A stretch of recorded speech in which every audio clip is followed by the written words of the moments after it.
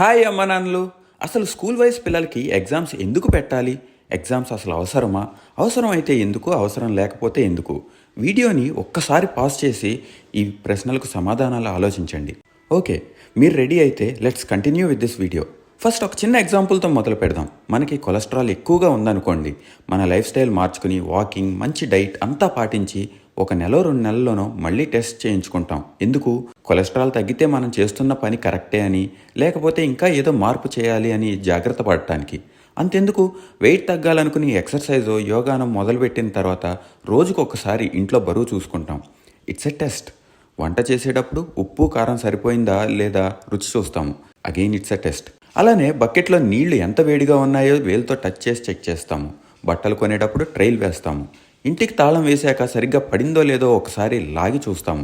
ఇలా ప్రతిరోజు మనకు తెలియకుండానే సబ్కాన్షియస్గా ఎన్నో పరీక్షల్లో మనం భాగం అవుతాం. ఎందుకు? To make our food tastier, to become healthier, to make a good choice, to be safe కదా. సో ఇదే లాజిక్ని పిల్లల చదువులకి అప్లై చేద్దాం. ఎగ్జామ్స్ అన్నవి ఎందుకు? మన పిల్లలు నేర్చుకున్న విషయాలు సరిగ్గా ప్రజెంట్ చేయగలుగుతున్నారా లేదా? ఎక్కడ కన్ఫ్యూజ్ అవుతున్నారు? ఎందుకు కన్ఫ్యూజ్ అవుతున్నారు? అసలు బేసిక్సే సరిగ్గా లేవా? కాన్సెప్ట్ వచ్చినా ఓన్ వర్డ్స్లో రాయలేకపోతున్నారా? ఇలా పిల్లల్ని అసెస్ చేసుకుని కరెక్టివ్ మెజర్స్ తీసుకోవడానికి ఎగ్జామ్స్ అన్నవి చాలా ఇంపార్టెంట్. ఎగ్జామ్స్ మాత్రమే ఇంపార్టెంట్, మార్క్స్ కాదు. 29/30, 28/30, 30/30 అని కాగితం మీద కనిపించడానికి కొంతమంది టీచర్స్ అనేక దారులు ఎంచుకుంటారు.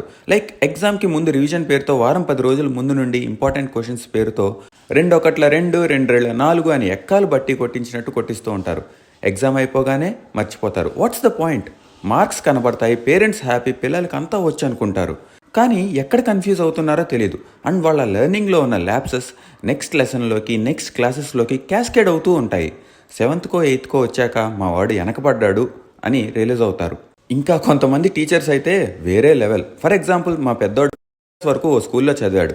ఒక మ్యాథ్స్ టీచరు లెసన్స్ సరిగ్గా చెప్పకుండా పిల్లలకి మీకు అర్థం కాలేదని నాకు తెలుసు, ఇంటికెళ్ళి మీ పేరెంట్స్కి చెప్పకండి అని చెప్పేవారు. ఎగ్జామ్స్లో అది కవర్ చేయడానికి రోల్ నెంబర్ వైజ్ ఒక్కొక్కళ్ళని పిలిచి తప్పైన ఆన్సర్లను ఇది తప్పు రాసావు, ఇది కరెక్ట్ ఆన్సర్, అరేంజ్ చేసి కరెక్ట్గా రాయి అని చెప్పి అప్పుడు టిక్ కొట్టి మార్క్స్ వేసేవాళ్ళు. ఇంకో టీచర్ తప్పు రాసిన ఆన్సర్లను కూడా టిక్ కొట్టి మార్క్స్ వేసేవాళ్ళు. ఒక తెలుగు టీచర్ అయితే ఏకంగా ఫైనల్ ఎగ్జామ్ పేపర్ బోర్డు మీద గంట ముందు రాసి చదువుకోమన్నారు. చెప్పుకుంటూ పోతే ఇలాంటివి కోకొల్లలు. అన్ని స్కూల్స్, అందరు టీచర్స్ ఇలా ఉన్నారు అని కాదు. కొంతమంది తమ ప్రొఫెషన్ని సీరియస్గా తీసుకుని బోధించే మంచి టీచర్స్ ఉన్నారు. బట్ పిల్లల లెర్నింగ్లో ఉన్న లోపాలు తెలుసుకోవడానికి ఎగ్జామ్స్ అవసరం. కానీ కరెక్ట్గా అసెస్ చేయాల్సింది మాత్రం మనమే. నెక్స్ట్ వీడియోలో ఎగ్జామ్స్కి ఎలా ప్రిపేర్ అవ్వాలో మాట్లాడుకుందాం.